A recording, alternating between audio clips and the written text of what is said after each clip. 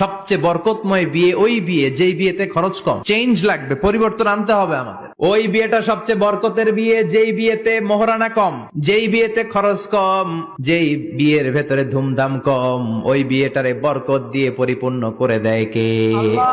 ফাতিমা রাদিয়াল্লাহু তাআলা আনহার সাথে সাইয়েদনা আলীর বিয়ে হলো। ফাতিমাকে যে বিষ্ণু বললেন, আলী আমার কাছে এসে তোমার কথা বলেছে, তুমি কি রাজি? ফাতিমা কোনো কথা বলে না। আবার জিজ্ঞেস করা হলো, কথা বলে না। ফাসাকাতাত, চুপচাপ। তিনবার বিষ্ণু জিজ্ঞেস করলেন, তিনবারই চুপচাপ। আসসুকুতু নিসফুর রিদা, মেয়েদের চুপ থাকা সম্মতির অর্ধেক। জোরে কোন ঠিক কিনা?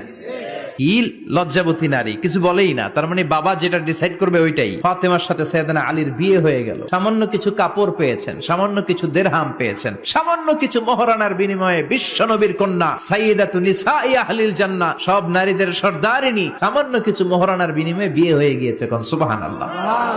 এজন্য বিয়েটারে সহজ করার দরকার আছে না নাই?